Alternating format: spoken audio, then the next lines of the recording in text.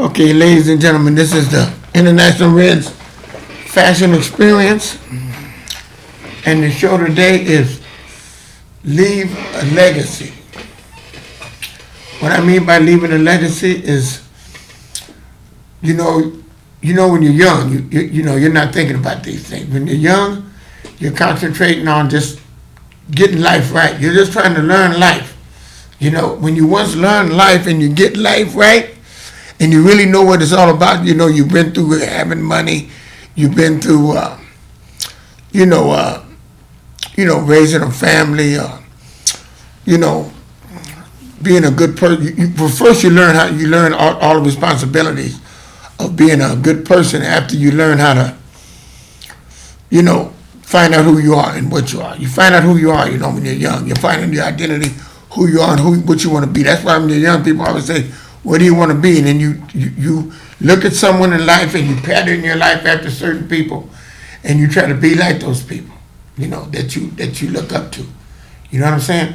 Preferably you want to look up to somebody that's doing good things in life. If you end up being on the bad side of life, you could turn that around, because if you were doing something bad, you could always turn it around, you understand me? And do good things. You can always get a second chance at a first class life. And you can be the best you can be in life, you understand? Because some of the best lessons are the hard lessons. But the thing you want to do is, when you get old enough and you know enough and you realize, you understand what I'm saying, that money is not everything, that leaving something that's going to be here far after you're gone, your legacy will be here, for what you're known for what the good you've done, for the image you keep, what you're known for, things that you're known for. Like my friend Smiley, he was known for his dressing. He passed me the torch, as a matter of fact, and that's what the legacy he left was, his dressing and the image and the good person that he was, you know what I'm saying? And he did interviews and did a lot, and that's what people know him by, singing and dancing on 6th Avenue, but mainly it was his dressing, because people see me and they always refer me to him, for, oh yeah, you remind me of Smiley, boom, boom, boom. But see, that was his legacy. My legacy is going to be similar. I'm known for fashion. So fashion is my passion. I'm going to leave a legacy of dressing. What I mean by that is, people will realize that a whole generation, you understand me, stood on my dressing, because in California, in San Francisco, being the best dressed, being one that dresses every day, having that image, having that forte and that ironclad style and thing is what I'm known for, you understand me? It's just like you got different people, you understand me, that are known for different things in Hollywood, you know what I'm saying? You dig? You got people that are known for different things that they do, You got these people they all are movie stars, but some of them are humanitarians. I did humanitarian work. I worked with politicians. I worked with some of the best. I was associated with giants, and that's another thing.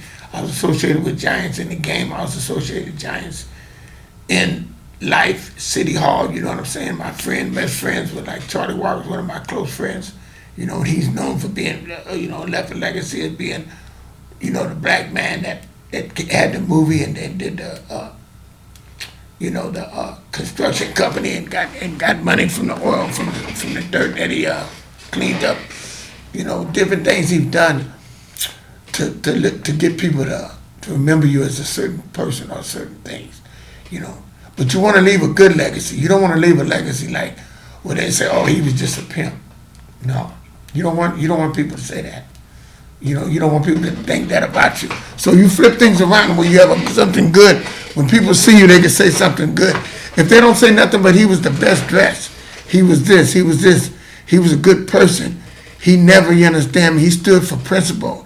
He stood, you know what I mean? You want these good things. He had manner, character, principles, and you know what I mean? Good things he could speak on, you know what I mean? So people, more than just one person, a lot of people, a whole generation could say, man, that dude was a good dude.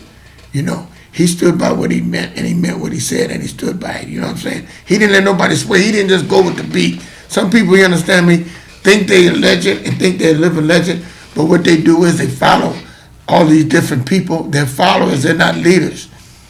You have to leave a good legacy. You want to be a leader. You want to lead people. You want to stand for something, and really mean it and really believe it. You understand? And stand for it and be a part of it. You understand? What I mean by that is, what you do is, you do not let no one sway you away from what you believe. You dig? If you believe a certain thing, you stand behind it 100%. Just like me when I was standing up and we raised in City Hall on the mayor and them at the time when I was in the Fillmore Bay Area Media Group. We did a lot of things that was bold and courageous, and we stood for a lot of things, and we were standing for principles and morals. But the thing about it is, there was a lot of people that was in that group that weren't really, you understand me, were too, they weren't really finesse and classy, and that's what tore the group down. You got to be classy, finesseful, and you gotta be able to be accepted by society. You don't be gangster and thing. You don't go be gangster. You got to know, be finesseful and be classy and know how to use stress and finesse. You understand me? You got to use stress and finesse. And what I mean by that is, you got to get into the White House. You got to get into the City Hall. You got to be able to be around those people and be accepted by them. You know, here I got pictures with London Breed. I got pictures with Gavin Newsom. See, this is my legacy when I leave on and they see pictures of me with these people that were about something, not just people on this side of the tracks, but people that were on the other side of the tracks as well. So they know that, hey, man, this guy was a winner. He was a giant. You know, everybody you see him with, he was with. That's about something. And then when you see him by himself, or when you see him with his woman all the time, they dress and they're blessed. They dress as they're blessed. They, you know what I mean? They dress. They got the style of their own. They're doing their thing. So we're leaving a legacy, not just me. We're leaving a legacy. You see, it's what you call, you know, being a leader, being a king, having a queen, and living a king type of life. You know, living a life of a king and a queen. You know, not just saying you're a king, saying you're a queen, but living that type of lifestyle. What I mean is dressing and you know, being blessed and doing this every day, not sometime. Not one day you see us dressed up, the next day you see us, you know, look like we are, you know, toe up and you know, look like we're ready to work in the yard. No, we're going to be looking immaculate every time you see us, because that's all we know. We wake up dressing as we're blessed. We do this every day, and we do it all the time. That's what makes you living a legacy. When you leave a legacy behind, where you do this all the time, where you're known for this. This is your legacy. This is what you're leaving. The people, when they see you, when they think about you, it's like those two ladies that were twins that were here in San Francisco. People always compare me to that. They said, "Did you know them?"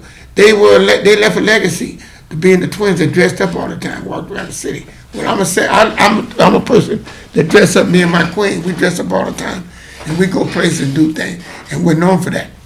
So it's like we're leaving a legacy without even thinking about it. You know, but I've always lived my life in the past. When I got a second chance at a first class life, and I was talking to the young people and advocating, you know, different things, comparing to the game and the fast life, and they're talking about this life, second chance at a first class life, I was preparing myself to leave a legacy then. See, a legacy is priceless. It doesn't have nothing to do with the money you have, the cars you drive. They stand for something. You'll be known for a person that had money and everything, but for principles and the character of person you are means a lot more than you know, which is priceless than the cars you drive or whatever. Because I've drove cars and done all that too. You know, if you're known for driving a car and having a car and doing all those things, that's beautiful. But how did you get that? What did you do? What did you stand? You get that stuff and you say you're a pimp or you're a hustler or whatever. That's not good to leave that as a legacy, because you're not leaving nothing positive for somebody. If you remember as being that type of person, that's not good, because people ain't gonna look up to you. Years go by, they're gonna tarnish your name, tarnish your game. You know, just like they did, you know what I mean, those gangsters, you know, the gangsters that did a lot of things, you know, and they known for what they did, and you hear about them and all that, but they, you know, when people talk about them, they might talk about them in a way where, you know, it was interesting, but nobody wants to be like that. Nobody out loud wants to be that. Nobody sets out to be that type of person, because they know penitentiary and death is on that menu. So you don't set out to be a gangster or a drug dealer, you know. I'm not, nowadays I wouldn't set out to be a pimp. That's not things you want to set out to be. You want to set out to be something positive, a legacy, something where your kids and people like this can look up to you and say, oh wow, be glad and proud to be identified with you. You know, if you're known for your dressing and your style, that's something people look up to. Because style and dressing, people made millions of dollars off of style and dressing. So people could see what you do and say, well, I can make money off of that. And that's what they'll do. See, it's the way you use what you have to do to benefit those in a positive way. You see, and that's how you do that. You know what I'm talking about? Dandy, Dapper Dan. You know Dapper Dan. You know these guys. He's a millionaire now, but he was trying to get his styles on and into the fashion. Dapper Dan was into all that, and then the man finally made it and got himself the way he wanted to be. But he was laughed upon, and people didn't think much of him. You know what I mean? Because it was always a white man that was head of fashion and all that. You know what I mean? These people, you know what I mean? Like it wasn't Gucci all the time. It was that other guy with the I can't think of his name, but back in the day, it was all these different white designers that were designing stuff. Polo and that other one. I can't think of Italian dudes. It was them guys that were making style and fashion. And then that other, and then in the 90s, you buy us, you two for us, buy us for us, came by with it, with that style. That style came out, and then that put recognition where black people can design clothes, have clothes. Then now it's hundreds of black people designing clothes that have that clothes. But still, black people don't buy their own clothes. What do? They go and they buy clothes from Gucci, Versace, and all those people that already have money, rich, instead of buying from your own. You know, Kanye West makes stuff, he wants to make clothes, but he makes these clown clothes. So that's not nothing nobody wants to be comfortable in. You got to make clothes conventional, clothes that'll be accepted by society. You know, you got to do that. You got to make clothes that are accepted by society. They can be unique to a certain extent because everybody wants to be unique. Everybody wants to have their own individual style. And to have that style, you understand me, and to actually use that style to the best of your ability to where you can benefit from it and get the most out of it, you have to be one to step out the bounds. You have to step out of the original bounds, step out, be one to be bold and cold, to step out of the original way. You know, you have to do that when it comes to style. I did that many times with flowers and different things that I put on years before. I'm known for all these things that I do. This is my trademark. See, certain things, that's another thing. When you leave a legacy, you have a trademark. So people say, oh, he was the one that did that. Oh, that was him. That without a fashion, without a doubt, like I say, I'm the glitter, I'm the sequined person. You see sequence? See my vest sequin? See my power sequin? I'm the sequined person. They're going to say, oh, he's the one that wore the sequins. You know, that's why I do the sequins now. Because you have to step your game away from other people that are in one fashion. You have to step away so you be a leader. See, I'm a leader, not a follower. So I lead people on a certain way. Like the pouches, I'm the only one that does this. Nobody else does this. I do this on purpose because it's my style. I like to lead the way. I don't follow the way. Yeah, I do my thing, you know. And if somebody says, oh, that's a purse, no, it's a pouch. But it's okay, whatever you want to call it. The point of it is, it's what I do. I don't expect you to do it. I don't ask people to do it. I'm not selling these, so I'm not asking you to do it. If I start manufacturing certain things and started doing that because my style was so flamboyant and had a lot of followers, then I would do it. But right now, I'm not doing it. I'm just being me. I'm being my best self. You understand? Because that's what I do. And by me doing that and being the best I can be, I'm able to do that in a way to where fashion is my passion, and I do it in the best of my ability. You know, and that's why I do what I do the way I do it. You know, and I don't expect people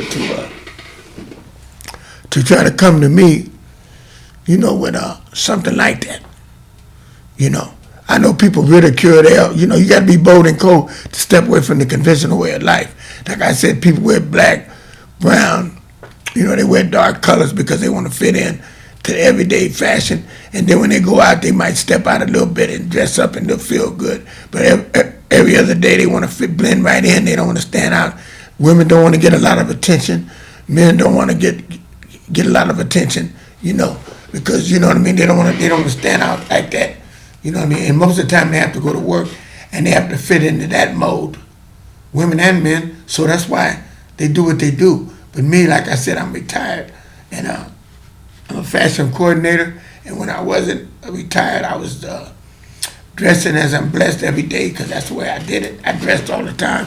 That's what I did all the time. That was my way of living. I dressed the way I dressed, and I was always being blessed and being my best. You know what I'm saying? Because I've been doing this for many, many, many, many years. You know what I'm saying? And that's the reason why. You know, when I used to step and go to the city from Oakland, you know what I mean? I'd go from Oakland to Frisco, and I would get my best stuff on and go out there and campaign. You know what I mean? And I always did that, you know, all the time. You know, either I was playing for my money, I was doing whatever I was doing, but the point of it is, I was always, you know, dressing was my forte. I just polished it up and got better with it, you know. But the thing about it is, when you're leaving a legacy, what you have to do, yours don't have to be dressing. Yours could be being a humanitarian. You know, being a protester. You protest. But you make sure you protest on a level, and you record all your activities, and you be at places like City Hall, be in places that make a hallmark. To make a hallmark. You understand? So when people look back on you, they see things you did, places you were at, you know. So they, you know what I mean? So you stand out, you know, because everybody has something they can leave a legacy behind. Everyone has that capability. You know, you get to a certain age, and there's certain things you did. You might have a large family. You might have, say, 15, 20 kids, you know, right? And you raised all of them, and you were a good father. Man, don't you know that's a legacy right there? You raised those kids. They all graduated from college.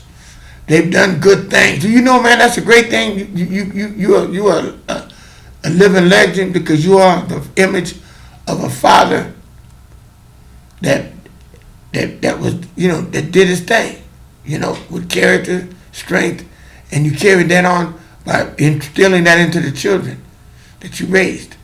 And then you have a lot of grandchildren, whatever. It's like you really did good. That's what you did good for. So you're known for that. So that's what you leave behind. You leave behind the fact that you were a good father. You understand? You know. So if you were a good father, that's what you stand for. Now, if you had 17, 18, 19, 20 kids, but you wasn't there for them, that ain't what you're going to be. You don't speak on that. You let that go. But there's something you might have been good for, or you were known for. You know, if you played an instrument, you know what I mean? If you were known, great person, you know what I mean? Like me, I've known a lot of people, my friends, are living legends. They're great people, the ones I've been around. Like I said, Charlie Walker was my friend. Rest in peace, Charlie Walker. You understand me? He passed away. He had a great big funeral. He was really a big giant, you understand me? You know what I mean? And well respected. And these are the kind of people around. So when they mention my name, they mention the people I was associated with and the people I'm affiliated with. So where that lets them know I'm right there with them people.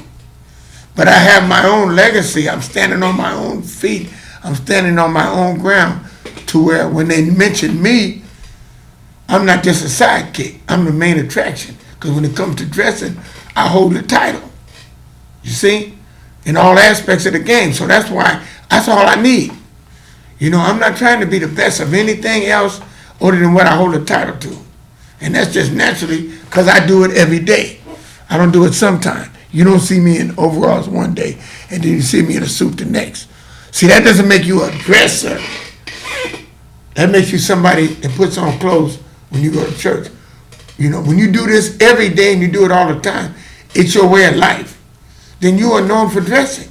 Because every time they see you, you're suited and booted, you're dressed up, you're looking good, you're holding the title in your field.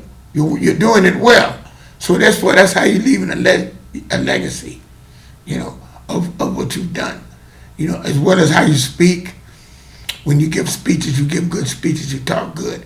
These things contribute to that, as well as how you look, But it all goes together. It all coincides with one another to where when people look on you or talk about you or speak on you, they speak on you in a highly way to where you are well respected. And years after you're gone, when people speak on you, they speak on that. Oh man, you remember him, man? He used to dress just like I look at Sweet Roy, and a lot of people that know him or probably seen him, knew him, would say, hey man, they look at him and that's what he's known for. They didn't say he was a con man, he was doing all the bad he was doing. They looked at how he dressed and how he carried himself with finesse.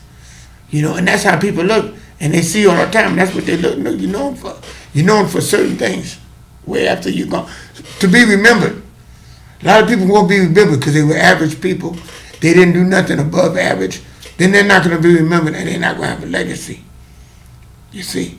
But when you stand out amongst the people, and you stand for something, and everybody knows who you are, when you're here and when after you go, then man, you're a legend. Man, you're a living legend. You're a living legend. And when you leave here, you're going to be remembered for what you've done. Because you're leaving a legacy. You know what I'm saying? They don't have nothing to do. I was in the paper a couple of times. I was here, I was there. They wanted to interview me for this, for that. No, because you're about something. So people want to do that. And the articles they make of you, the write-ups, all those things contribute to your profile, you understand me, on the pursuit of being a legacy, You see what I'm saying?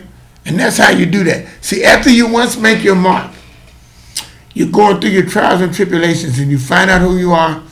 It ain't where you was, it ain't what you did, it's what you're doing and what you're leaving behind. They don't look at you with your, okay, he was alcoholic. Okay, he was a pimp, he was this. No, that ain't what they're gonna look at. They're gonna look at the good and the person that you were in the positive aspect of you. Like me and my queen, we a team. We look good together, we do this, we go here, we go there. That's what people are gonna remember us as, together. They're gonna see me with Beverly, International Red and Beverly, International Red and Beverly.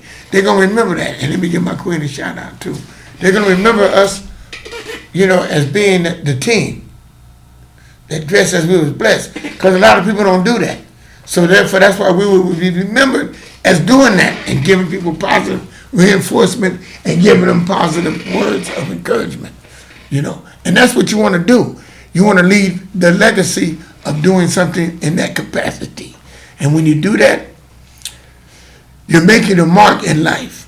And that's what it's all about. You can't do no better than that than leave a legacy, because money, you leave people money, people leave people money, you leave people cars, that's cool. People spend the money's gone. They may mention your name, they may not. But the good you've done and the people that know you and they remember you, and when they talk about what you did, how you looked and how you acted, that's what's going to carry on in time. In time in, in time on, and time on, and on and on. That's what's going to carry on. When people speak and speak highly of you and speak of you in a good way. These are the things that carry on, which leave you to having a legacy. You see what I'm saying? Like my friend Charlie Walker, he made a movie. And not only behind the movie he made, he was he was Willie Brown's best friend. Then he was the mayor of Bayview. All these things contributed to him being a legacy. And then when I ran with him, we ran together, and we'd ride in that Bentley. Everybody seen us, you understand me? We'd ride in the Bentley and doing what we did, and that left a mark. People knew who was who. He was close to who, And that's why the life you live and the good you do leads you to being a person that's leaving a legacy. You want to leave a legacy in life. While you're here living, you want to leave that legacy while you're here. You see? You want to do the best, think of things you do, and do it outstandingly and make a mark. What I mean is you got to do it above average. Don't be mediocre with it where nobody knows you but your mother. You got to be out there standing out where other people know you and see you, and stand out and be something that other people know. People know you and can remember you. Leave a mark in this world. Leave a mark bigger than just a local mark. Leave a mark where, you're talked about in a giant way, to the best of your ability. But then if you're not able to do that, just be the best you can be within yourself. Be a legacy within your family. Be a good person. You understand? Do good things to where your family respects you, where everybody loves you. Go to your church so where at the end of your time, when people giving your giving your eulogy, they'll stand up there and say good things about you. You know what I mean? Where they'll all be saying good things, and everybody in the place will be proud to come there and say good things about you. You know what I mean? And that's what you want. It could be just like you could be a grandmother, and you could have your family. You know what I mean? And you could have your family come up there and speak good about how good of a wonderful person you were. Don't you know that's leaving a legacy, man? You know what I mean? Where everybody spoke good about you. When they came to your service, they had good things to say. People see you. They say, oh, man, she's such a wonderful person. This and that, like they say about my queen. People always say how much wonderful woman she is and how great she is. See, she's leaving a legacy by always doing the right thing, always being a good person. People meet her once, they won't never forget her, And that's leaving a legacy because as long as you're here, you be the best you can be and be a great person. And whether you're famous or not famous, you be the best you can be and leave with that philosophy. And in God's eyesight, you're leaving a legacy. If nobody but Him knows who you are and you do it all this good on a quiet tip, when you go to heaven, you're gonna be known all over. What you've done and who you are will be radiated all through heaven. You understand? And you will be recognized for it, and the humbleness that you had, being a humble person, which was great, will live on forever. And everybody that knew you, and everybody you touched, and everybody was a part of your life, or everybody that you met will never forget you. And that is leaving a legacy. That everyone you meet has something good to say about you. Never nothing bad. And that's what you want to do. You want to be a good person. You don't want someone that people have to talk about. Because haters are going to talk anyway. But haters don't count. Because first of all, haters hate you because you're up there and they're down there. You see? People hate when you're up. They don't hate when you're down. So they always hate you because you're doing better. When they hate on you, that means you're doing better than them, and they're envying and wish they could be like you. So when they hating, that's hating for a reason. So you don't worry about those. You live to be a legacy, and you get to a point in your life where you know what you're doing, and you speak to people, you speak to young people, you go to different places. If you have recovery stores, you go to prisons, you go to different places, and talk to the people. You reach back down and lift somebody up and put them on a position where, they can avoid being in your situation. You leave a legacy. International Red, this is the fashion experience. And I want you to realize that be the best you can be, because that's all you can be is your best. And you have control of being your best. That's within your control. Don't let nobody take that away from you. Don't say nobody made you do it. You be the best you can be because you can. International Red for the record, and this is the fashion experience. All right, ladies and gentlemen. Next time,